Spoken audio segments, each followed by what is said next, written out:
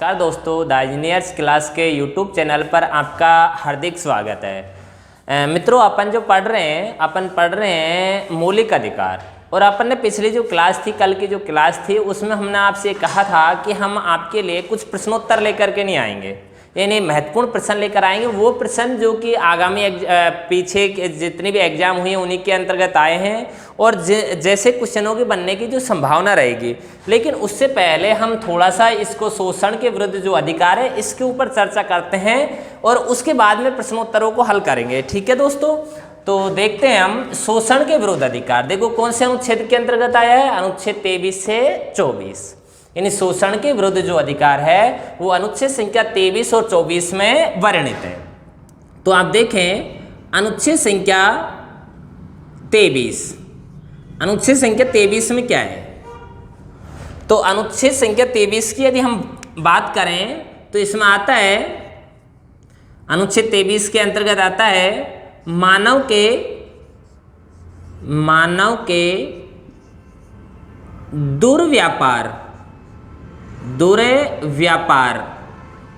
दुर्व्यापार का निषेध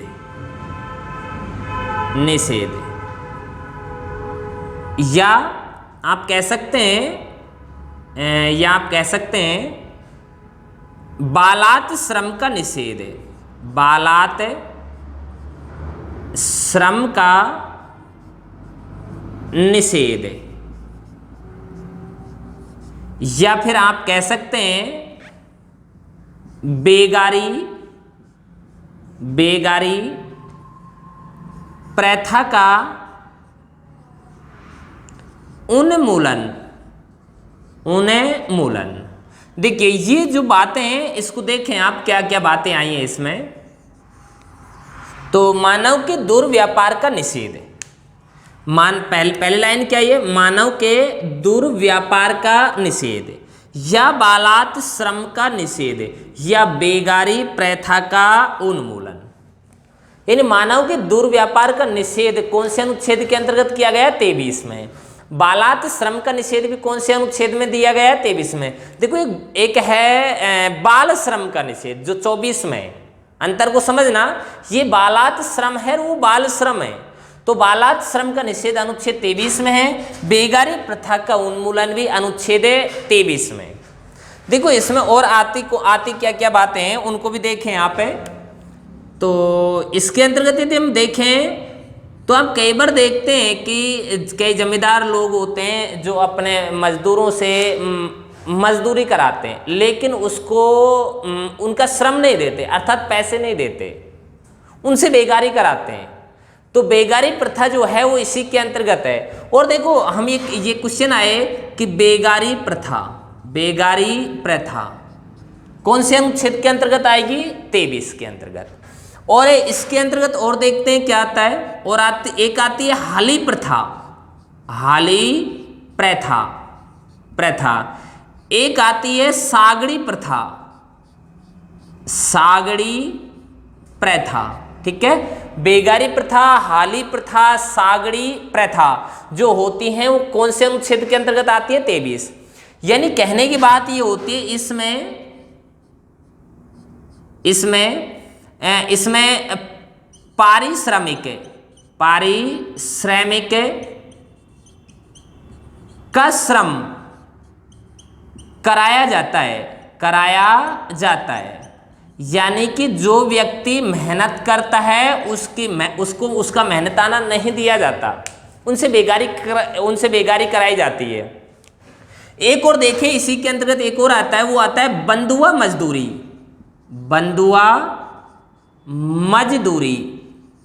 देखो ये क्वेश्चन को थोड़ा सा पकड़े, बंधुआ मजदूरी।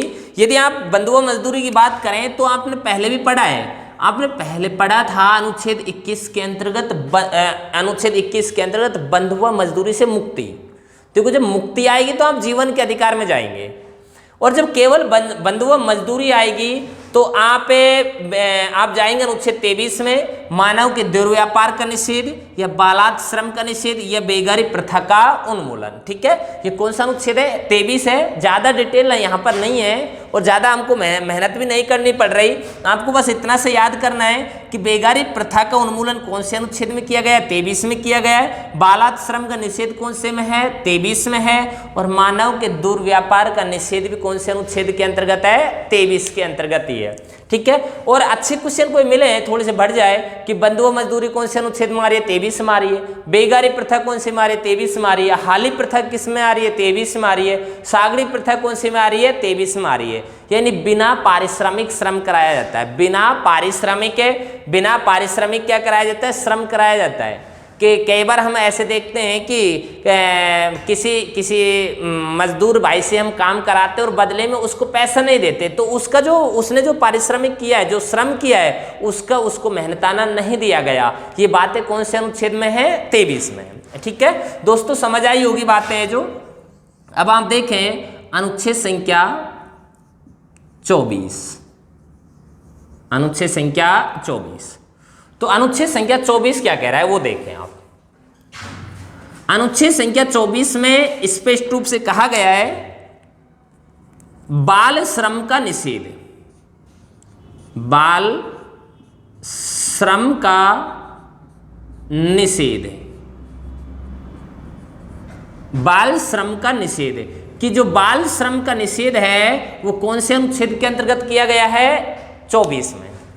ठीक है, बाल श्रम का निषेध कौन से अनुच्छेद के अंतर्गत किया गया है? 24। देखो ये थोड़ा ध्यान दे लेना, ये बालात श्रम है और ये बाल श्रम है। बालात श्रम 23 में, जबकि बाल श्रम का निषेध कौन से में? 24 में।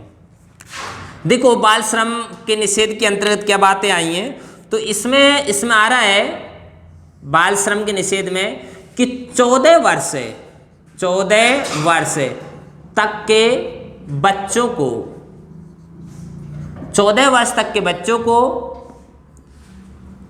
खतरनाक कामों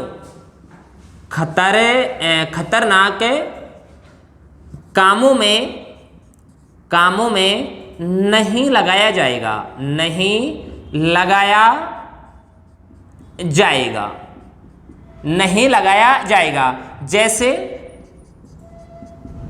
जैसे कल कारखानों, भट्टी इत्यादि। यानी बात देखो, बताया क्या गया है कि बाल श्रम का निषेध, यानी जो 14 वर्ष तक के जो बच्चे हैं उनको किसी भी प्रकार के खतरनाक कामों में नहीं लगाया जाएगा। हम कई बार देखते हैं जो कारखाने होते हैं उनमें छोटे छोटे बच्चों को लगा देते हैं, तो उनका प्रतिषेध किया गया है, उनका निषेध किया गया है, यानी उनको उन काम में नहीं लगाया जाएगा। जो भट्टी जैसे काम होते हैं उनके अंतर्गत भी 14 वर्ष तक के बच्चों को उन कामों के अंतर्गत नहीं लगाया जाएगा। कौन से अनुच्छेद के अंतर्गत ये बातें आई है? 24 के अंतर्गत। देखिए यहाँ पर एक बात और आई है कि बाल अधिकार संरक्षण अधिनियम, बाल अधिकार संरक्षण अधिनियम कब बना? बहुत अच्छा क्वेश्चन है। ठीक है, देखो हम यहीं पर पढ़ करके रह जाते हैं कि बाल श्रम का निषेध कौन से अनुच्छेद में है? 24 में। जबकि अब हम जो पढ़ रहे हैं वो देखें कि हम यहाँ पर आया क्या है कि अधिनियम, कि बाल अधिकार संरक्षण अधिनियम कब बना। एक बड़ा सा क्वेश्चन आएगा, एक अच्छा सा क्वेश्चन आएगा कि ये अधिनियम कब बना, तो ये अधिनियम बना था 1986 के अंतर्गत। ठीक है, कब बना है? 1986। बाल अधिकार संरक्षण अधिनियम कब बना है? 1986 में बना है। ठीक है, तो वापस हम देखें कि एक तो हमने क्या पढ़ा है? अनुच्छेद 23 के अंतर्गत क्या है? मानव के दुर्व्यापार का निषेध, बाल श्रम का निषेध, या बेगारी प्रथा का उन्मूलन, जिसके अंतर्गत कौन कौन सी प्रथाएं आई हैं? बंधुआ मजदूरी है, बेगारी प्रथा है, हाली प्रथा है, सागड़ी प्रथा है। अर्थात कहने की बात यह है यानी बिना पारिश्रमिक के श्रम कराया जाता है। अनुच्छेद जो 24 है उसके अंतर्गत क्या है? बाल श्रम का निषेध है। बाल श्रम का निषेध, जो 14 वर्ष से कम आयु के बच्चे हैं उनको कल कारखानों के अंतर्गत नहीं लगाया जाएगा। अब एक क्वेश्चन बनता है हमारे पास में कि बाल अधिकार संरक्षण अधिनियम कब बना। देखो ये तो बाल श्रम का निषेध है जो 24 में, अब यहाँ पर जो आया है वो क्या है, बाल अधिकार संरक्षण अधिनियम आया है। यानी कानून कब बना है, तो ये कानून बना है 1986 के अंतर्गत है, ठीक है। और अब जो हम पढ़ेंगे यहाँ पर, अब हमारे जो हमने आपसे जैसा कि वादा किया था कि हम यहाँ पर प्रश्नोत्तरी लेकर के नहीं आएंगे, तो हम उस प्रश्नोत्तरी के पास में चलते हैं। तो स्टूडेंट्स अपन जो लेकर के नहीं आए हैं वो अब लेकर के नहीं आए हैं पॉलिटिकल साइंस, यानी कि अपने जो मौलिक अधिकार हैं उनके कुछ प्रश्नोत्तरी, ठीक है। ये जो प्रश्नोत्तरी है इसको आप ऐसे करें, जो हमारा ये वीडियो है, वीडियो के नीचे जो लिंक दिया गया है, टेलीग्राम चैनल का भी लिंक है और PDF का भी लिंक है, तो वहाँ पर इनके जो आंसर की है आपको मिल जाएगी, ठीक है। तो हम पहले प्रश्न की ओर चलते हैं कि भारतीय संविधान में मूलभूत अधिकार किस संविधान से लिए गए हैं, ठीक है। कि भारतीय जो संविधान है उसमें मूलभूत अधिकार किस संविधान से लिए गए हैं। तो आप ऑप्शन देखें, पहला ऑप्शन है अमेरिकी, दूसरा है UK, तीसरा है सोवियत संघ और चौथा है कोई नहीं।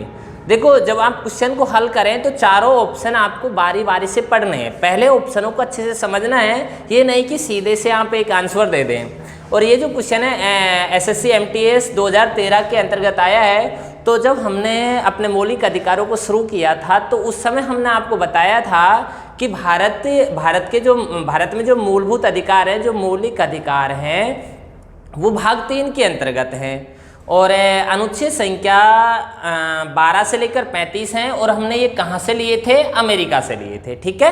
तो हमारा पहला क्वेश्चन क्लियर हुआ कि भारतीय मूलभूत अधिकार किस संविधान से लिए गए हैं, अमेरिकी संविधान से लिए गए हैं। नेक्स्ट क्वेश्चन की ओर हम चलते हैं,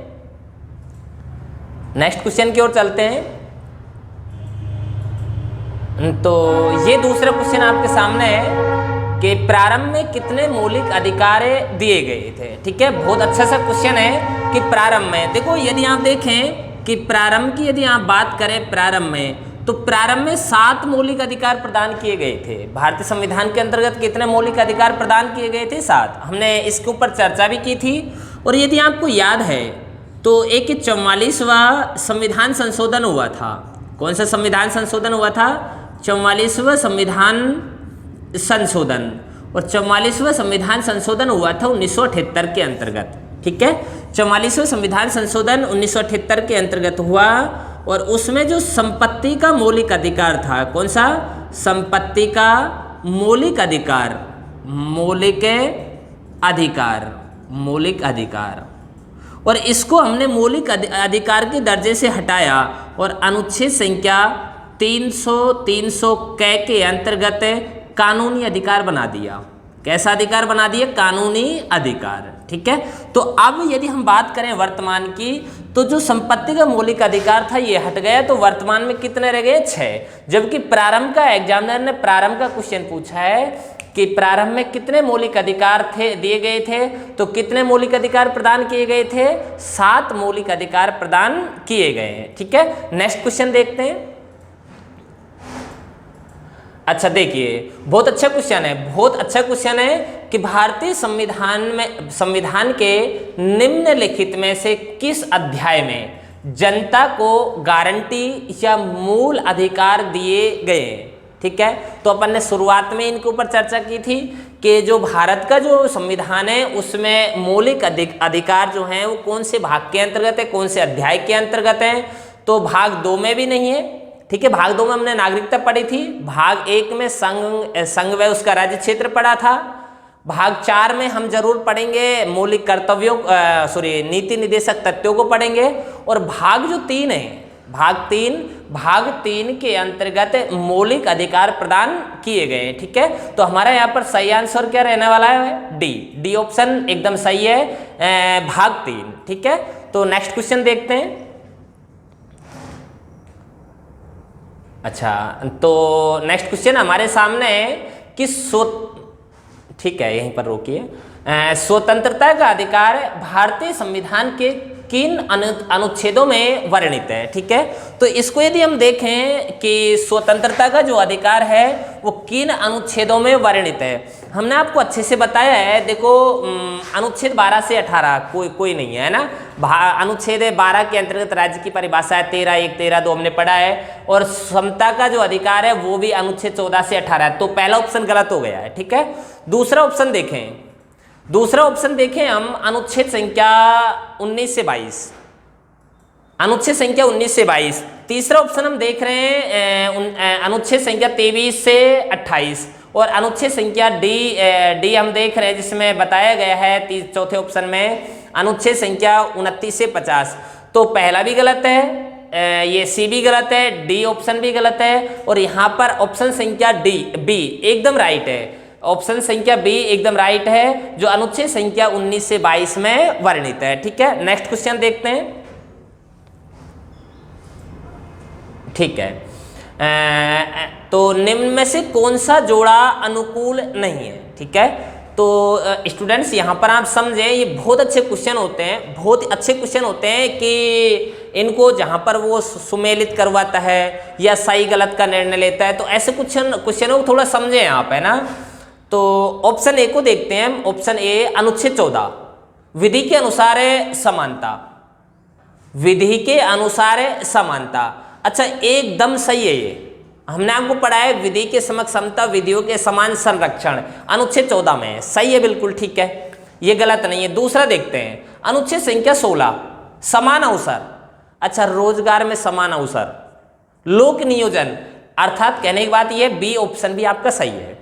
ठीक है, सी ऑप्शन देखते हैं अनुच्छेद 17 उपाधियों का समापन, जबकि अनुच्छेद 17 में हम देखते हैं तो अस्पृश्यता का अंत है, छुआछूत का अंत है।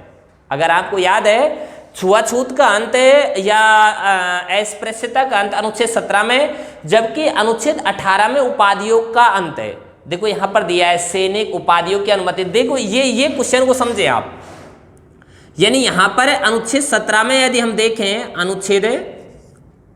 अनुच्छेद 17, तो अनुच्छेद 17 में आता है अस्पृश्यता का अंत है। ठीक है, या हम इसे कह सकते हैं छुआछूत का अंत है, छुआछूत का अंत है। ठीक है, ये तो 17 में जो गलत है। अच्छा, 18 में देखें आप, 18 में क्या लिखा हुआ है यहाँ पर, अनुच्छेद संख्या 18, और 18 में हमने आपको बताया उपाधियों का अंत है, उपाधियों का अंत है। देखो यहाँ पर समापन लिखा है ये 17 में, यानी जो 17 में जो लिखा है ना यहाँ पर ये उपाधियों का समापन, ये 18 में है। जबकि देखिए 18 में एक लाइन लिखी है, हमने आपको लिखाया है कि राज्य सेवा या विद्या, सेना या विद्या के अलावा अन्य कोई उपाधि नहीं देगा। यानी 2 क्षेत्रों में उपाधियां दी जा सकती हैं, एक सेना में दी जा सकती है, एक विद्या में दी जा सकती है। तो ये भी सही है, यानी ऑप्शन ए भी सही है, ऑप्शन बी भी सही है, ऑप्शन डी भी सही है, और ऑप्शन सी गलत है। अर्थात हमारे यहाँ पर आंसर क्या हो जाएगा, ऑप्शन संख्या सी। नेक्स्ट क्वेश्चन देखते हैं। अच्छा देखिए, भारतीय संविधान के अनुसार जीवन का एक अधिकार है। ठीक है, कि भारतीय संविधान के अनुसार जीवन का एक अधिकार है। तो जीवन का जो अधिकार है हमने पढ़ा है अनुच्छेद संख्या 21, जीवन का अधिकार, प्राण व दैहिक स्वतंत्रता का अधिकार, वो एक मौलिक अधिकार के अंतर्गत पड़ा है। जबकि यहां पर आप देखें राजनीतिक अधिकार नहीं है, आर्थिक अधिकार भी नहीं है, और धार्मिक अधिकार भी नहीं है। वो कैसा अधिकार है, एक मौलिक अधिकार है। तो मौलिक अधिकार है, अर्थात हमारा कौन सा ऑप्शन सही है, यहां पर है ऑप्शन संख्या सी सही है। ठीक है, नेक्स्ट क्वेश्चन देखते हैं।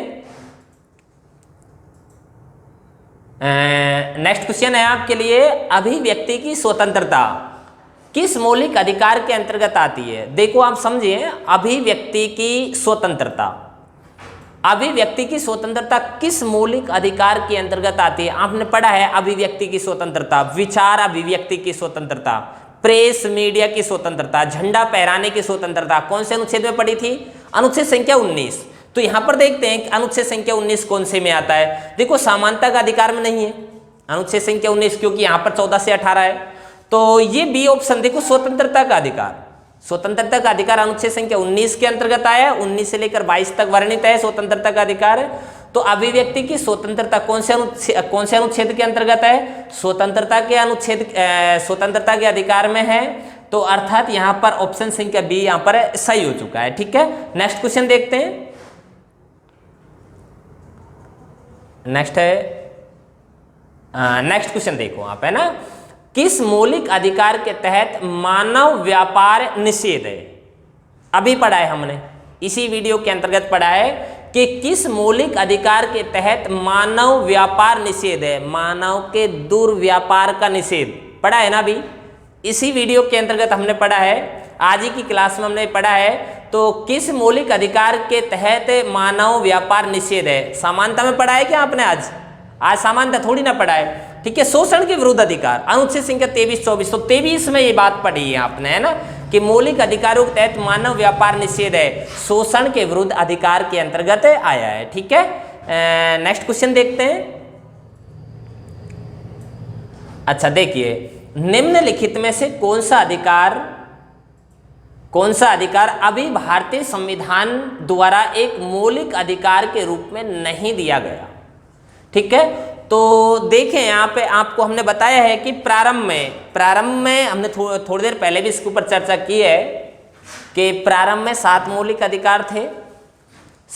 अधिकार थे, लेकिन 44वां संविधान संशोधन 1978 के अंतर्गत जो संपत्ति का मौलिक अधिकार था उसको मौलिक अधिकार के दर्जे से हटा दिया और उसे अनुच्छेद संख्या 300 के अंतर्गत कानूनी अधिकार बना दिया।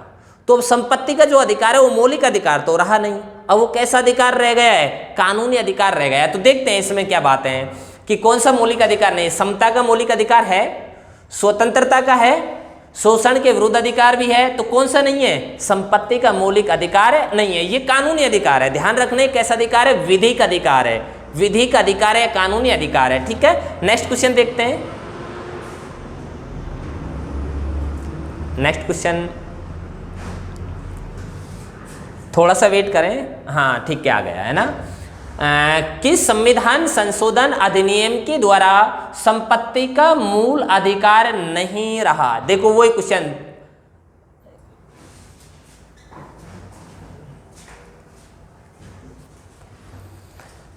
थोड़ा सा वेट करें।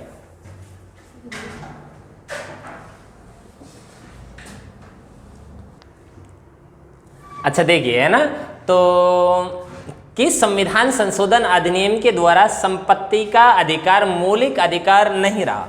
इसके ऊपर अभी अपन ने चर्चा की है कि एक संविधान संशोधन हुआ था, हमने बताया था 44वां संविधान संशोधन 1978, कि 44वें संविधान संशोधन 1978 के तहत जो संपत्ति का मौलिक अधिकार था उसको मौलिक अधिकार के दर्जे से हटाया और कानूनी अधिकार बना दिया। तो यहाँ पर आपका सीधा सा कौन सा ऑप्शन ठीक सही हो रहा है? ए, ऑप्शन संख्या ए एकदम सही है। ठीक है, नेक्स्ट क्वेश्चन देखते हैं। अच्छा ठीक है, देखिए वही क्वेश्चन फिर आया है ना, 44वें संविधान के अंतर्गत कौन सा विधिक अधिकार, विधिक का मतलब है कानूनी अधिकार, कानूनी अधिकार बन गया। तो कौन सा विधिक? अभी थोड़ी देर पहले ही मैंने बोला है कि संपत्ति का जो अधिकार था वो 44वें संविधान संशोधन के अंतर्गत विधिक अधिकार बना दिया, अर्थात तो कैसा अधिकार बना दिया था? संपत्ति का अधिकार बना दिया। तो ऑप्शन यहाँ पर बी एकदम सही है। ठीक है, ठीक है, नेक्स्ट क्वेश्चन देखते हैं। अच्छा देखिए, भारतीय संविधान के अनुसार संपत्ति का अधिकार है। देखिए वापस वही क्वेश्चन फिर दोहराया है। देखिए बड़ा लगातार एग्जाम में आता रहा है क्वेश्चन, एसएससी के अंतर्गत ये फिर आया 10+2 में 2011 के अंतर्गत। ठीक है, तो कौन सा अधिकार है? ये विधिक अधिकार है, अर्थात सब जो विधिक अधिकार है, संपत्ति का अधिकार है, इसको कानूनी अधिकार अनुच्छेद संख्या 300 के अंतर्गत दर्शाया गया है। ठीक है, नेक्स्ट क्वेश्चन देखते हैं। अच्छा देखिए, निम्नलिखित में से कौन से अधिकार को मौलिक अधिकारों से हटाकर एक सामान्य कानूनी अधिकार बना दिया? देखो वापस फिर वही क्वेश्चन आया है ना, तो यहाँ पर भी आपका कौन सा ऑप्शन ठीक हो रहा है? ऑप्शन संख्या बी, संपत्ति का अधिकार। ठीक है, नेक्स्ट क्वेश्चन देखते हैं। हाँ ये क्वेश्चन अब समझो इस क्वेश्चन को, है ना, बड़ा अच्छा क्वेश्चन है, बड़ी एग्जाम का क्वेश्चन है कि संपत्ति के अधिकार को मौलिक अधिकारों की सूची से किसके शासन काल के दौरान हटाया गया? ठीक है, तो आप देखें कि 44वां संविधान संशोधन हुआ है, संविधान संशोधन। और 44वां संविधान संशोधन हुआ कब था? 1978 में। तो 1978 में किसने इसे हटाया था, ये देखने की बात है, ठीक है, कि किसकी सरकार ने इसे हटाया था। तो किसकी सरकार ने इसे हटाया था ये आप देखें तो 1978 में जो सरकार थी वो किसकी सरकार थी? तो वो थी मोरारजी देसाई जी की, मोरारजी देसाई, ठीक है, मोरारजी देसाई जी की सरकार थी। और उनकी सरकार ने ये 44वां संविधान संशोधन किया था, ठीक है। देखो 42वां संविधान संशोधन जब आएगा तो इंदिरा गांधी जी की सरकार है 1976 में, लेकिन 1977-78 के अंतर्गत जो चुनाव हुए और उनमें पहली बार गैर कांग्रेसी सरकार बनी थी, अर्थात जनता दल के गठबंधन की सरकार बनी थी, और जिसके प्रधानमंत्री हुए थे मोरारजी देसाई। तो मोरारजी देसाई की सरकार ने इसे कैसा अधिकार बना दिया था? संपत्ति का, यानी विधिक अधिकार बना दिया। तो यहां पर ऑप्शन संख्या बी आपका सही रहने वाला है, ठीक है। नेक्स्ट क्वेश्चन देखते हैं। अच्छा देखिए, बहुत सीधा सा क्वेश्चन आया एक कि मूल अधिकार भारतीय संविधान के किस भाग में वर्णित है, किस भाग में स्थापित हैं? तो भाग संख्या 3 में वर्णित है, तो सीधा सा ऑप्शन है आपके सामने ऑप्शन संख्या डी, ठीक है। नेक्स्ट क्वेश्चन देखते हैं। अच्छा देखिए, प्रेस की स्वतंत्रता भारतीय संविधान के किस अनुच्छेद में मिलती है? अच्छा बात की है ना हमने, अनुच्छेद संख्या 19(1) में हमने आपसे स्पष्ट रूप से कहा है प्रेस व मीडिया की स्वतंत्रता। तो प्रेस व मीडिया की स्वतंत्रता कौन से अनुच्छेद में है? 19। देखो 19 का फर्स्ट है, फर्स्ट का भी एक है जिसके अंतर्गत ये आता है, ठीक है। तो हम नेक्स्ट क्वेश्चन देखते हैं। अच्छा देखिए कि निम्नलिखित में से कौन से अनुच्छेद में समता का प्रावधान है, समता का अधिकार का प्रावधान है? तो अनुच्छेद 19 अनुच्छेद संख्या 14, अनुच्छेद 19, अनुच्छेद 20, अनुच्छेद 21। देखो अनुच्छेद 14 के अंतर्गत विधि के समक्ष समता है, विधि का समान संरक्षण है, अर्थात ऑप्शन ए ठीक है। अनुच्छेद 19 में स्वतंत्रता का अधिकार है, अनुच्छेद 20 में दोष से सिद्धि के विषय में संरक्षण का अधिकार है, आपने पढ़ा है, और अनुच्छेद 21 में प्राण व दैहिक स्वतंत्रता, जीवन का अधिकार है, ठीक है। तो यहां पर आपका ऑप्शन संख्या ए बिल्कुल राइट है, ठीक है। नेक्स्ट क्वेश्चन देखते हैं। अच्छा देखो, नागरिकों और विदेशियों दोनों का प्राप्त है, यानी कि दोनों को क्या प्राप्त है इनमें से, यानी ये आपके सामने 4 ऑप्शन है, तो जो नागरिकों को भी प्राप्त है और विदेशियों को भी प्राप्त है। तो राजनीतिक अधिकार यदि हम देखें तो राजनीतिक अधिकार का मतलब होता है मत देने का अधिकार या चुनावों में भाग लेने का अधिकार। तो अब आप देखो भारत में यदि किसी के चुनाव हो रहे हैं तो उन चुनाव में एक विदेशी व्यक्ति भाग क्यों लेगा? वो अधिकार केवल भारतीयों को है, ठीक है। दूसरा देखते हैं मौलिक अधिकार, मौलिक अधिकार। अच्छा यहाँ पर थोड़ा सा देखें, आप समझें ये क्या कह रहा है ये कि मौलिक अधिकार भारतीयों और विदेशियों की बात करें तो यदि आपने पढ़ा है अनुच्छेद संख्या 15, ठीक है, 16, 19 और 29 और 30, ये ऐसे अनुच्छेद हैं जो केवल भारतीयों को प्राप्त हैं, केवल भारतीय नागरिकों को प्राप्त हैं। ध्यान देना, नागरिकों, किनको प्राप्त हैं? केवल भारतीय नागरिकों को प्राप्त हैं, केवल भारतीय नागरिकों को प्राप्त हैं। जबकि यदि आप देखें अनुच्छेद संख्या 14, 20, 21, 22, 23, 24, 25, 26, 27, 28, 29 और 30, ये सभी भारतीयों को भी और विदेशियों को भी प्राप्त हैं। विदेशी व भारतीय सभी को प्राप्त हैं। तो क्या है ये मौलिक अधिकारों के अंतर्गत ही तो आ रहे हैं। तो कहने की बात यह है कि नागरिकों और विदेशियों दोनों को जो प्राप्त हैं वो क्या प्राप्त हैं? मौलिक अधिकार प्राप्त हैं। तो आपका यहाँ पर ऑप्शन संख्या बी ठीक हो रहा है, ठीक है। कौन सा ऑप्शन ठीक हो रहा है? बी, ठीक है। नेक्स्ट क्वेश्चन देखते हैं। अच्छा ठीक है, देखिए तो यहाँ की यदि हम बात करें निम्नलिखित में से कौन सा मूल अधिकार केवल भारत के नागरिकों के लिए है? ठीक है, अभी मैंने यही तो बताया है कि देखो वापस एक बार फिर देखें, अनुच्छेद संख्या 15, 19 सॉरी है ना 15, 16, 19, 29 और 30 ये केवल भारतीयों को प्राप्त हैं, केवल भारतीय नागरिकों को प्राप्त हैं, ठीक है। यही तो है ना क्वेश्चन हमारा कि केवल भारतीयों को कौन सा मौलिक अधिकार प्राप्त है, कि निम्न में से कौन सा मूल अधिकार केवल भारत के नागरिकों को प्राप्त है। या तो 15 होगा ऑप्शन में, या 16 होगा, या 19 होगा, या 29 होगा, 30 होगा। पहले देखते हैं जीवन का अधिकार, अनुच्छेद 21 में ये भारतीयों को भी प्राप्त है, विदेशियों को भी प्राप्त है। धर्म की स्वतंत्रता का अधिकार, अनुच्छेद संख्या 25 के अंतर्गत हम पढ़ेंगे अभी। तो अनुच्छेद 25, तो 25 भी इनमें नहीं है ऑप्शन में। समानता का अधिकार है वो अनुच्छेद संख्या 14 के अंतर्गत आता है। और जबकि यदि हम देखें ऑप्शन संख्या डी, अभिव्यक्ति का अधिकार, अनुच्छेद 19 में, और 19 आपके सामने ये रहा, ठीक है, ये 19 रहा। अर्थात यहां पर आपका कौन सा ऑप्शन ठीक सही हो रहा है? डी, ठीक है। तो यहां पर आपका जो आंसर है वो अभिव्यक्ति का अधिकार है, ठीक है। नेक्स्ट क्वेश्चन देखते हैं।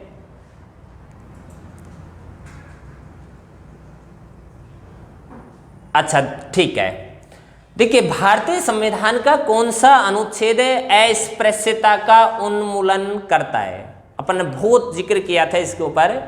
अस्पृश्यता का अंत, छुआछूत का अंत, कौन सा अनुच्छेद है? 17, ठीक है। तो ऑप्शन ए में 14 है, ऑप्शन बी में 15 है, ऑप्शन सी में 16 है, ऑप्शन डी में 17 है। तो यहाँ पर हमारा जो आंसर है वो डी ऑप्शन सही है हमारा। साथ में आपको इतना भी याद होगा कि अस्पृश्यता जो अपराध अधिनियम था ये बना कब था? 1955 में बना था, ठीक है। आपको याद होगा 1955 में बना, और जिसको और अधिक कठोर किया गया था 1989 के अंतर्गत किया गया था, ठीक है। तो देखते हैं अगला क्वेश्चन, देखते हैं नेक्स्ट क्वेश्चन देखते हैं। निम्न में से, ये यहीं पर रोकिए, निम्न में से कौन सा मौलिक अधिकार नहीं है? कौन सा मौलिक अधिकार नहीं है? तो हमने आपको 6 मौलिक अधिकार बताए हैं कि समता का मौलिक अधिकार है, 14 से 18 में वर्णित है। शोषण के विरुद्ध अधिकार है, अभी आज ही की क्लास में उन्होंने पढ़ाया, अनुच्छेद संख्या 23-24 में है।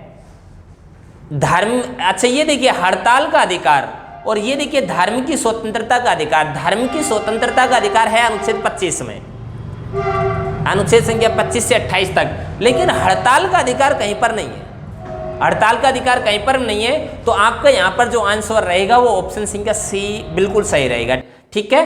तो आज की जो हमारी क्लास है, हम प्रश्नोत्तरी भी आपको लेकर के नहीं आए थे, और क्लास का यहीं पर हम समापन करते हैं। धन्यवाद दोस्तों।